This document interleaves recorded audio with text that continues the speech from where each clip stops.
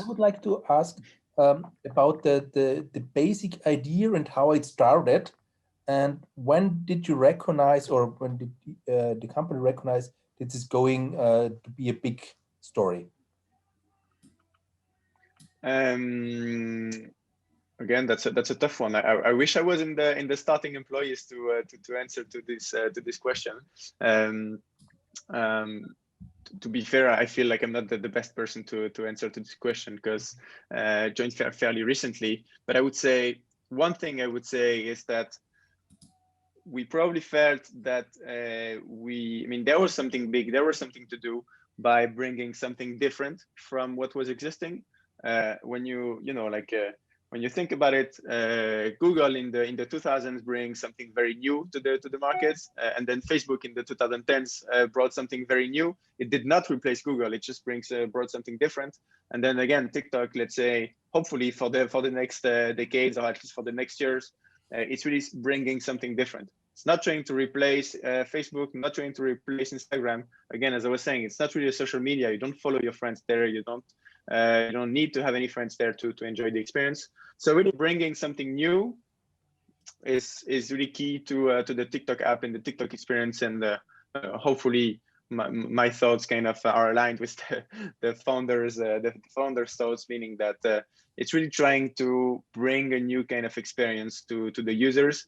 And we've seen that the users are enjoying it quite a lot. So I would say that's the best sign that we can have.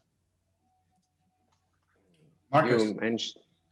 Max, I just love it. So let me tell you, I work with schools and government in the world of education. In the UK, the big thing is, how are schools going to encourage kids to be creative? You've got it. And you want to have teachers and kids. Why is this not on the curriculum? I mean, why have we not got this into the curriculum so that each day kids show some of the stuff which they have created amazingly, and just harness the spark of creativity throughout the schools? I mean, I'm guessing it's a global phenomenon that everybody is looking for young people to be creative, dynamic, self-starting, go, go, go. And you've got it, haven't you? In 1 minute, be creative, dynamic, self-starting, go, go, go. Yeah, exactly. I mean, I'm actually asking myself the same question. Right? It should be encouraged by more and more people. So I totally agree with you, Marcus. That's a great point. And but is it because when I go to a school and I talk TikTok, parents and teachers go, "Oh no, not TikTok." I go, "Why not?" They say, "Well, we ban phones, we ban everything." You go, duh. Yeah. Totally understand. Like I mean, my belief is that we need to kind of play with our own times tools and games, right? So yeah, I think it should be part of whatever people are doing. And when you think about it, again, don't want to compare us to Facebook or anything, but probably at the very early stages of Facebook, it was mostly teens, and people were kind of against it, and they don't really understand the need for it, or why it's even there. Why are my kids on this thing? And now probably everyone in this room has a Facebook account and talk to his friends on Facebook, right? So it's also a matter of time, I would say. And probably, like, coming back to Facebook, like most teachers encourage now having a Facebook group for your class or for your project. So it's really, let's say a tool that everyone uses. So I would say that also time will help there. More and more people that will join TikTok, or at least know what it is, understand how it works, and the more we'll see it embedded into the ecosystem as a whole, I would say. To contradict Max, I have you. a closing question. We hit the top of the hour, and I'd like to tackle the elephant in the room, and that's data mining, China, ByteDance, AI, full suite. What's your take on these snippets that I just threw in the room? Yeah, I think obviously, like, you're right to tackle the elephant in the room. It's a fair topic to talk about.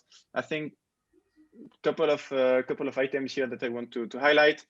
As I said, like TikTok is not a Chinese app. It's actually not even available in China, and all of the user data is not in Chinese data centers. There are data centers in US, in Singapore, and we're actually opening one in Ireland next year. So it's going to be even European capped. So that's really one thing to think about. TikTok has never given any data to the Chinese government, and will not do so even if it's asked, simply because the data is not in China, so the government cannot really ask for it. So that's the key message that we want to say. Obviously, TikTok really wants and wants to remain a global company and play by the global rules. And you can believe me in saying that it's under the scrutiny of most entities. So it will do everything it can to remain a global app and remain an actor in most countries. You probably have heard what's happening in the US.